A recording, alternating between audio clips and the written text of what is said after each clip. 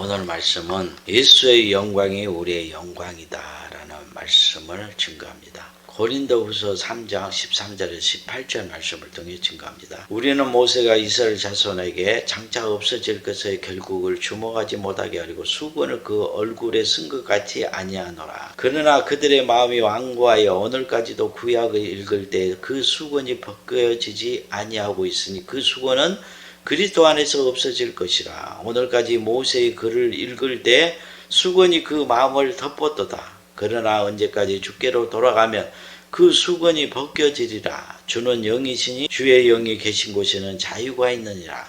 우리가 다 수건을 벗은 얼굴로 거울을 보는 같이 주의 영광을 보매 그와 같은 형상으로 변화하여 영광에서 영광에 이르니 곧 주의 영으로 말미암으니라. 본문의 말씀은 무슨 뜻이냐면 우리가 예수 그리스도를 믿고 그리스도의 영을 받게 되면 그 그리스도의 영을 통해서 성경을 보잖아요. 그러면 구약의 말씀을 보면 구약의 모든 말씀들이 우리의 구원자가 되신 예수 그리스도를 감춰놓은 말씀이라는 거예요. 그러면 성령께서 구약의 말씀 속에 감춰진 그 비밀을 깨닫게 해서 예수 그리스도를 보게 한다는 거예요. 그걸 봐야만이 우리가 예수 그리스도를 통해서 구원을 받게 되잖아요. 지금 그 말씀인 거예요. 그런데 우리가 구약의 말씀을 읽을 때 성령이 없는 상태에서 구약의 말씀을 읽으면 그 율법 그대로 알게 된다는 거예요. 그래서 율법을 우리의 마음을 덮는 수건이라는 거예요. 그러니까 지금 목사들이 그리스도의 영이 없는 상태에서 성경을 보기 때문에 그 말씀 속에 감춰진 예수 그리스도를 보지 못하고 문자 그대로 지금 율법을 가르치고 율법이 종이 되어서 섬기고 있다는 거예요. 그리스도의 영이 임해야만이 예수 그리스도의 그 영광의 얼굴을 비춰주는 거예요. 우리 마음에. 그러면 우리의 영혼이 예수 그리스도를 성령을 통해서 보게 되죠. 그렇게 되면 우리의 영혼이 그 예수 그리스도의 그 형상으로 변화를 받게 되는 거예요. 지금 그걸 말씀하고 있는 거예요. 사도 바울은 예수를 믿고 성령을 받았잖아요. 그리고 구약의 말씀을 보니까 구약의 말씀이 예수 그리스도를 감춰놓은 말씀인 거예요. 그래서 히브리서 말씀을 보면 율법을 예수 그리스도를 나타낸 그림자 모형이라고 기록한 거예요. 그리고 구약에 이스라엘 백성들이 애굽에서 광야로 출애굽하고 광야의 길을 걷다가 목마르잖아요. 그럴 때 모세가 지팡이로 반석을 쳐서 그곳에서 샘물이 솟아나게 해서 그걸 마셨잖아요. 그 반석이 예수 그리스도라고 성경에 기록하고 있어요. 너무 놀랍잖아요. 왜냐하면 분명히 반석이라고 성경에 기록되어 있잖아요. 근데 사도 바울은 이 반석이 곧 예수 그리스도고 이스라엘 백성이 반석에서 쏟아져 나오는 그 샘물을 마시는 것이 예수 그리스도 안에 있는 그 성령을 마시는 것이라고 기록하고 있어요. 고린도전서 10장 4절 보면 다 같은 신령한 음료를 마셨으니 이는 저희를 따르는 신령한 반석으로부터 마셨음에 그 반석은 곧 그리스도시라. 너무 놀랍잖아요. 반석이 곧 예수 그리스도라고 지금 해석하고 있는 거예요. 왜 이렇게 해석하는 거예요? 지금 고린도후서 3장 13절 18절 말씀인 거예요. 그리스도의 영이 임하면 수건이 벗겨진다는 거예요. 그리스도의 영을 통해서 모든 성경의 말씀에서 예수 그리스도를 보게 된다는 거예요. 그분이 우리의 영광이라는 거죠. 지금 목사들이 율법을 가르치고 율법의 종이 되게 하죠. 그것은 마음에 수건을 덮는 거예요. 수건을 덮어버리면 누구를 볼 수가 없어요? 하나님의 영광, 예수 그리스도의 영광을 볼 수가 없는 거예요. 그러면 그 영광에 이를 수가 없어요. 율법의 종이 돼서 사는 거예요. 그래서 율법의 종들이 예수 그리스도의 영광이 자기 영광이라는 것을 알 수가 없어요. 그냥 종이 돼서 신앙생활하는 거예요. 그러면 여기서 아주 중요한 비밀을 깨달아야 되는데 성령이 우리 마음에 임하면 그 성령께서 예수 그리스도를 비춰주는 거예요. 그러니까 우리의 영혼이 그 성령을 통해서 예수 그리스도의 그 얼굴, 그 영광을 바라보게 하죠. 그러면 우리의 영혼이 예수 그리스도의 그 영광을 바라보니까 그 영광으로 변화를 받게 돼요. 우리가 다 수건을 벗은 얼굴로 거울을 보는 것 같이 주의 영광을 보며 그와 같은 형상으로 변화하여 영광에 이르니 곧 주의 영으로 말미암느니라. 주의 영, 성령께서 우리의 영혼에 예수 그리스도의 영광을 비춰주죠. 그 영광을 보게 만든다는 거예요. 그걸 소망하게 하고, 그러면 우리의 영혼이 그 영광을 지금 바라보고 있기 때문에 우리의 영혼이 예수 그리스도와 같은 그 형상으로 변화되어서 예수님과 같은 그 영광스러운 존재가 된다는 거예요. 너무 놀랍지 않습니까? 그래서 고린도전서 13장 12절에 이렇게 기록하고 있어요. 우리가 이제는 거울로 보는 것 같이 희미하나 그때에는 얼굴과 얼굴을 대하여 볼 것이요 이제는 내가 부분적으로 알아. 그때는 주께서 나를 아신 것 같이 내가 온전히 알리라. 지금 사도 바울이 거울로 희미하게 본다는 것이 뭡니까? 예수 그리스도가 우리의 영광이라는 것을 지금 비춰주잖아요. 근데 거울로 보는 것 같이 보니까 지금 희미하다는 거예요. 그런데 그때에는 얼굴과 얼굴을 대하여 볼 것이요 그랬죠.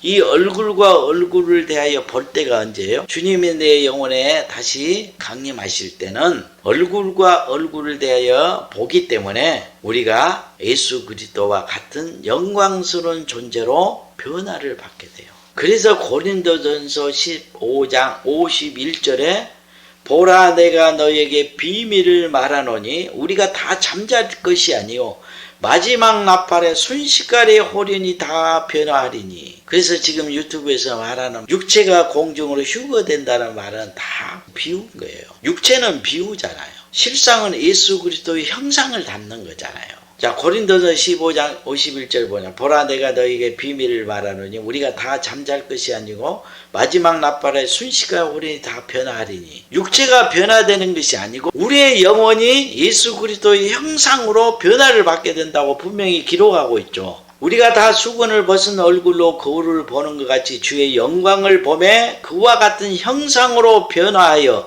영광에서 영광에 이르니 곧 주의 영으로 말미암으니라. 그러니까 변화라는 것은 우리의 영혼이 예수 그리스도와 같은 형상으로 변화되는 것을 지금 말씀하고 있잖아요. 육체가 변화된 것이 아니잖아요. 그러니까 지금 유튜브에서 주께서 다시 재림하시면 사람들이 갑자기 공중으로 휴거된다. 이것들은 다 지금 하나님이 보여주시는 것을 사단에게 미혹받아서 지금 그걸 증거하고 있는 거죠. 하나님께 보여주신 것은 비유로 보여주신 거예요. 우리의 영혼이 공중 구름 속으로 끌려 올라가서 예수 그리스도와 같은 영광스러운 모습으로 변화된 것을 사람들이 육체가 갑자기 구름 속으로 사라지는 것으로 비유로 보여주신 것이겠죠. 그런데 그것을 지혜가 없으니까 우리의 영혼에 속한 것이라는 것을 깨닫지 못하고 사단의 시험에 빠져서 그것이 구원의 일이라고 지금 막 증거하고 있는 거예요. 왜 영혼이 변화된 것이냐? 이걸 확실히 깨달아야 돼요.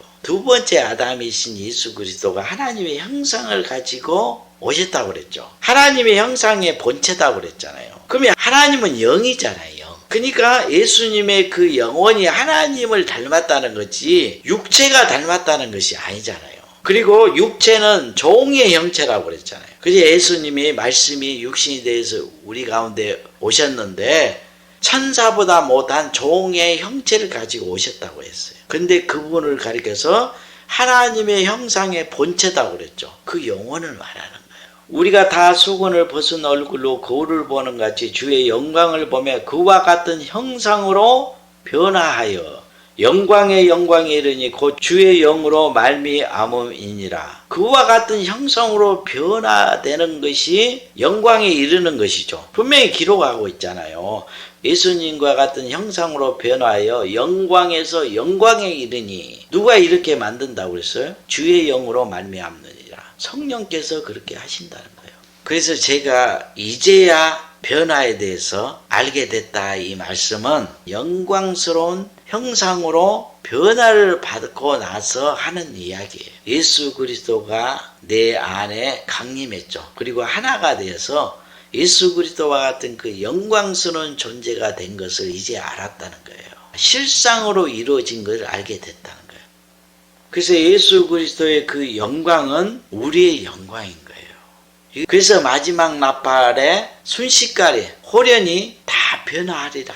이것이 비밀이라는 거예요. 제가 이 비밀을 깨달은 거예요. 에베소서 1장 5절 보면 그 기쁘신 뜻대로 우리를 예정하사 택하신 자들을 지금 예수 그리스도로 말미암아 자기 아들들이 되게 하셨으니 너무 놀랍지 않습니까? 그래서 성령이 임하면 이 예수 그리스도를 보게 만드는 거예요. 이 예수 그리스도가 누구냐? 우리의 영광이에요. 우리 영광. 예수 그리스도 안에서 우리가 그와 같은 형상을 이루게 되고 그가 가진 모든 영광을 함께 받게 되는 거예요. 로마서 8장 29절에도 기록하고 있죠. 하나님이 미리 아신 자들로 또한 그 아들의 형상을 본받게 하기 위하여 미리 정하셨으니 이는 그로 많은 형제 중에서 맏아들이 되게 하려 하심이라. 예수님의 그 영광스러운 모습이 우리가 변화받게 될 그 영광의 모습이에요. 그것을 위해서 미리 정했다는 거예요. 그리고 예수 그리스도 안에서 우리를 부르신 거예요. 그리고 성령께서 그 영광을 우리 영혼에 계속 비춰주신 거예요. 그래서 생명이 어릴 때는 그 성령께서 가르쳐 주신 그 예수 그리스도의 그 영광의 빛을 희미하게 보는 거죠. 그런데 생명이 자라게 되면 이제 예수 그리스도와 하나가 되잖아요. 그렇게 되면 그 영광의 형상으로 완전히 변화를 받게 돼요. 예수 그리스도의 형상을 본받게 만들기 위해서 미리 정했다는 거예요. 이는 그로 많은 형제 중에서 맏아들이 되게 하려 하심이라. 그러니까 예수님은 우리의 큰 형님이고 우리는 그 밑에 동생들이라는 거잖아요. 그러면 하나님께는 큰 아들이나 동생이나 똑같아요. 그러니까 예수 그리스도의 그 영광이 우리의 영광이라는 거예요. 그래서 히브리서 2장 11절에 보면 그것은 거룩하게 하시는 분과 거룩하게 된 사람들이 모두 한 하나님에게서 나왔기 때문에 그래서 예수님은 그들을 형제라고 부르는 것을 조금도 부끄러워하지 않고 우리를 거룩하게 하시는 분은 예수님이죠. 그리고 우리가 예수님을 통해 거룩함을 받았잖아요. 그런데 예수님과 우리가 다 한 아버지 안에서 나왔다는 거예요. 그래서 예수님이 우리를 형제라 부르는 것을 부끄러워하지 않는다는 거예요. 너무너무 엄청난 영광이 우리에게 주어진 거예요. 이걸 깨닫지 않고는 세상의 영광을 이길 수가 없어요. 요한일서 3장 2절에 보면 사랑하는 자들아 우리가 지금 하나님의 자녀라 장래에 어떻게 될 것은 아직 나타나지 아니하였으나 그가 나타나심이 되면 우리가 그와 같을 줄을 아는 것은 그에 계신 그대로 볼 것을 인함이라. 우리가 예수 그리스도와 같은 존재가 된다는 거예요. 그와 같이 된다는 거죠. 근데 어느 때 그걸 알게 된다고 그가 나타나심이 되면 예수님이 우리 안에 다시 강림하시면 우리가 예수님과 같은 존재라는 것을 그때 알게 된대요. 그러면 왜 제가 이런 설교를 하고 있어요? 알았기 때문에 이런 설교를 하고 있잖아요. 내가 알았다고 그랬잖아요. 그러면은 언제 안다고 그랬어요? 예수님이 재림하시게 되면. 그러면 그래서 예수님이 제게 말씀으로 강림했다고 그랬죠. 그러니까 내 영혼이 예수님의 그 영광스러운 형상으로 변화받은 것을 이제 알았다고 그랬죠. 분명히 언제 안다고 그랬어요? 예수님이 다시 오시면 안다고 그랬잖아요. 장래에 어떻게 될 것은 아직 나타나지 아니하였으나 그가 나타나심이 되면 우리가 그와 같을 줄 아는 것은 그에 계신 그대로 볼 것을 인함이라 그랬죠. 마지막 나팔이 되면 우리가 호련히 그와 같이 변화된다고 그랬잖아요. 그리고 고린도전서 15장에서도 온전한 것이 올 때 얼굴과 얼굴을 대하여 본 것 같이 알게 된다고 그랬잖아요. 제가 이것을 알았기 때문에 제가 이걸 증거하는 거예요. 그래서 제가 갑자기 제 안에 여러 가지 정욕과 이 세상이 다 사라져 버렸다 증거했잖아요. 그리고 요한계시록 10장 말씀을 증거하면서 우리가 하나님의 형상, 예수 그리스도의 형상으로 변화됐다, 변형된 것을 증거하잖아요. 우리는 예수 그리스도의 그 영광스러운 형상을 본받기 위해서 택함 받은 자들이에요. 근데 언제 한다고 그랬어요? 예수님이 다시 오시면 우리가 그와 같은 영광스러운 존재라는 것을 그때 비로소 깨닫게 되는 거예요. 그래서 예수님을 우리의 머리라 하고 우리를 그에 붙어있는 몸이라는 거예요. 머리와 몸은 함께 영광을 받는 거예요. 왜 남편과 아내라고 했겠어요? 같이 하나가 돼서 영광을 받기 때문에. 왜 형제라 했겠어요? 예수님은 아버지에게는 똑같은 형제잖아요. 같이 아버지의 기업을 받는 거예요. 여러분, 제가 증거하는 그 영원한 복음을 믿고 순종하게 되면 제게 임한 모든 영광이 제가 증거하는 말씀을 쫓는 자들에게 다 같이 기업으로 주시는 거예요. 왜냐하면 말씀에 연합됐잖아요. 하나가 됐잖아요. 함께 받는 거예요. 이걸 반드시 깨달으셔야 돼요. 그래서 의인을 영접하면 의인의 상을 받게 되고 선지자를 영접하면 선지자의 상을 받는다고 했던 거예요. 함께 받는 거예요.